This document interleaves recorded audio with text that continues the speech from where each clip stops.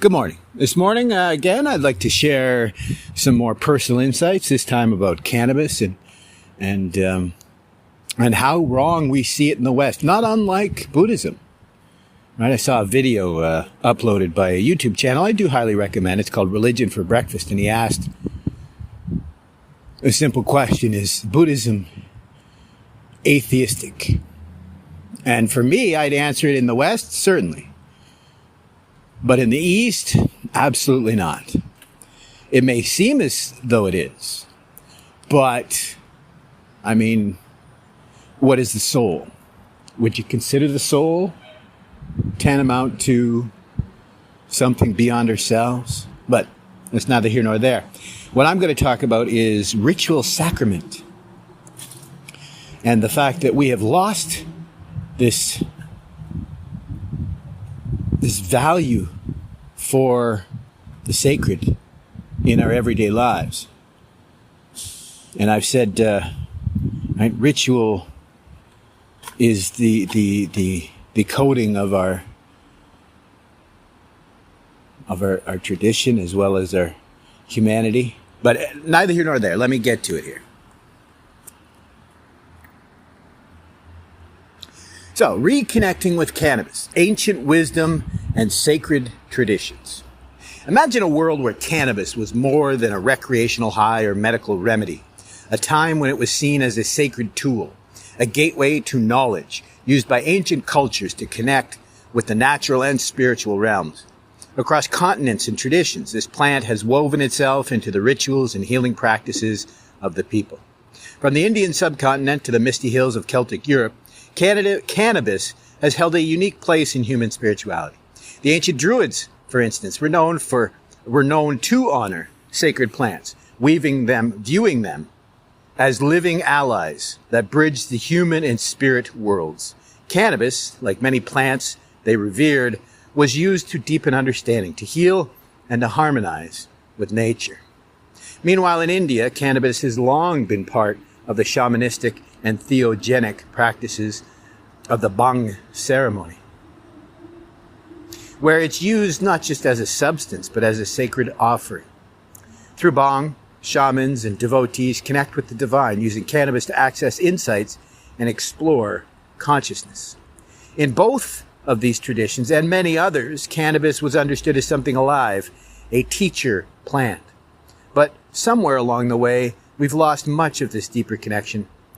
So today, as we look back on the acid forms of cannabis and rediscover its ancient qualities, we might just find these ancient practices hold the key to unlocking a more holistic, respectful, and balanced relationship with this remarkable plant. And in so doing, can we find a more holistic, respectful, and balanced relationship with ourselves and with each other. So on that, here is my podcast on the future of cannabis. Is the history. The forgotten power of acid form cannabis. Did you know that cannabis, the cannabis plant we've been so focused on today, is just one phase of its history? We often talk about THC. Delta 9 THC, that high that gets all the attention. But that's only part of the story. There's another form of cannabis that could hold some of the greatest potential benefits for humans, and it's the version we have the longest history with, the acid form of cannabinoids. Our ancient relationship with cannabis, long before humans discovered how to make cannabis psychoactive, we were using it in its natural state. When you find cannabis growing in the wild, it's mostly in the form of THCA and CBDA and other low-frequency cannabinoids. The non-psychoactive acids as well as compounds. Only after heating or decarboxylation do these acids convert to the THC and CBD we know today. So for thousands of years, it's likely that humans and animals used cannabis in this raw acid state. Cannabis in its acid form may have provided early humans with anti-inflammatory, analgesic, and possibly even neuroprotective benefits without any of the high.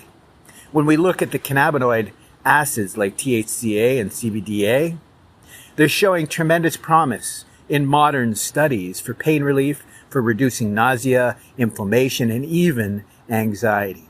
And they do so without the psychoactive effects that some people prefer to avoid. Cannabis has a plastic plant and the human brain. Cannabis is what's known as a plastic plant. It changes based on its environment. Light, soil, temperature, all of it influences the plant's chemistry. In fact, many of the terpenes and cannabinoids we rely on today only develop when the plant is stressed or adapting to its environment.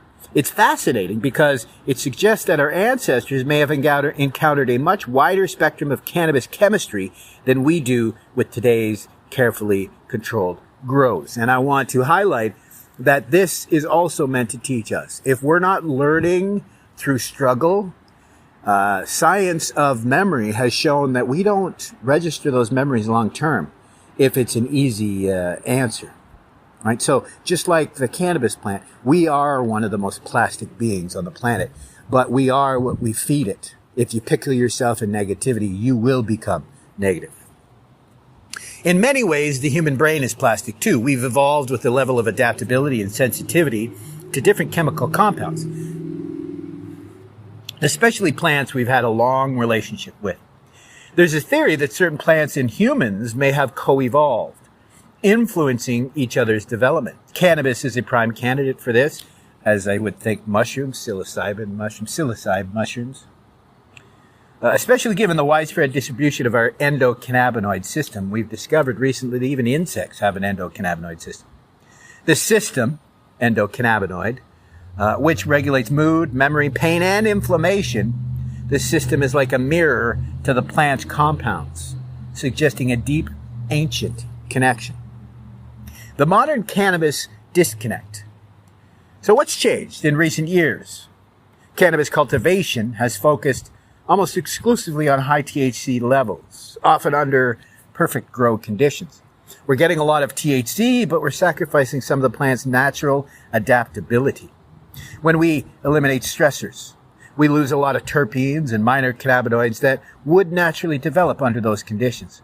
And because of this, we might actually be losing the holistic balance effects that made cannabis such an important plant in human history. The Israelis have shown this going back over 10 years, that it was full spectrum cannabis that truly healed. Way more than CBD on its own. But most importantly, when you get this full spectrum, what they call the triage effect or the entourage effect. I guess the triage effect could be the cannabinoids, the terpenes, and the low frequency compounds. But no, the entourage effect, this idea of how it all works together. High THC levels aren't for everyone. Some people experience anxiety, paranoia, or overstimulation. That's where the acid forms come in. I would go one step further and I would say that many people have trouble with high THC because we have continued to breed these plants to be higher and higher THC at the expense of these low frequency cannabinoids and terpenes, as we've said. That's where this acid form comes in. THCA, CBDA offer many of the therapeutic effects of cannabis, but in a gentler way, and maybe even in a better way. Some studies have shown that acid forms of cannabis, such as the CBDA, have a greater anti-inflammatory effect. They may even have greater anti-anxiety. I can never remember to pronounce that word. Never mind. There's a word specifically for fighting anxiety. This could be the answer for people who want relief without the high, or for medical users who need to function normally during the day.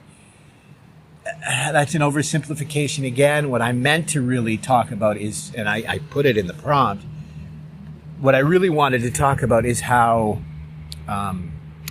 the psychoactive compounds or the decarboxylation process itself might be denaturing some of these low-frequency compounds.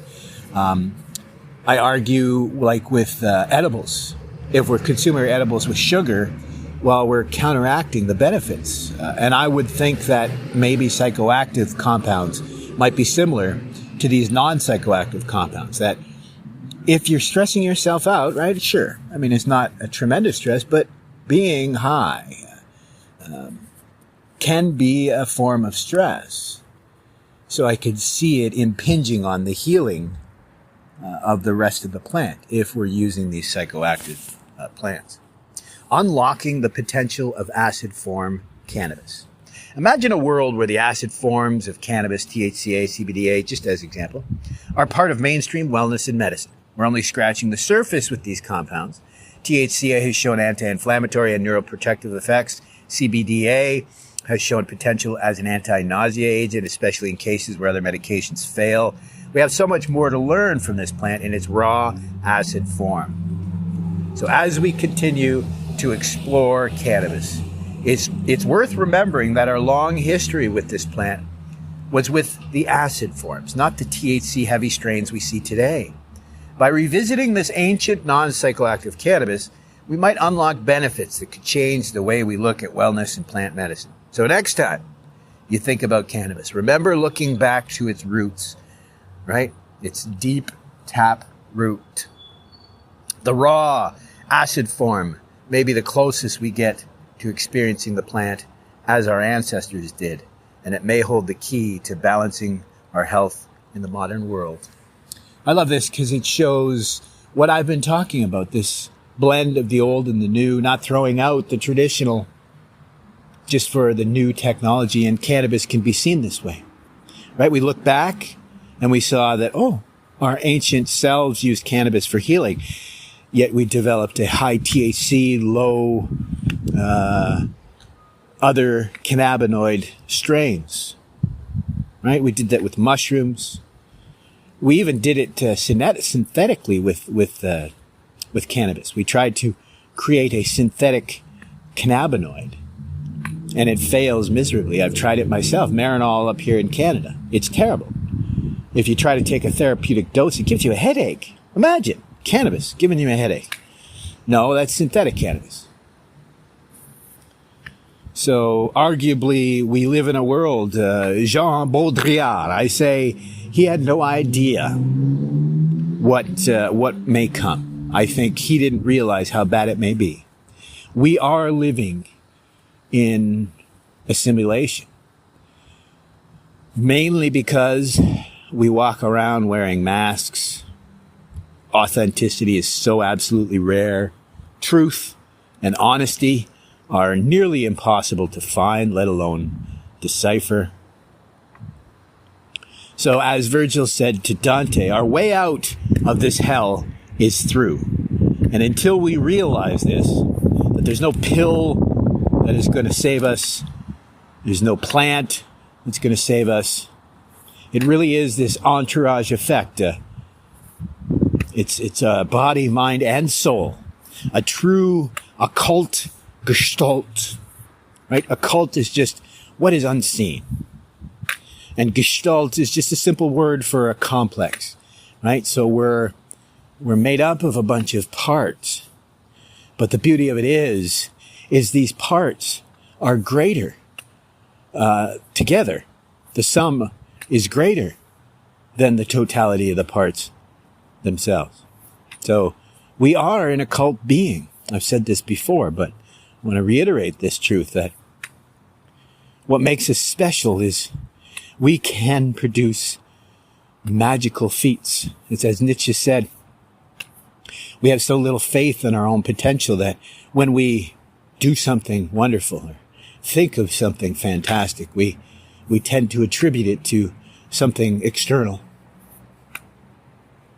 when in reality we are so much more.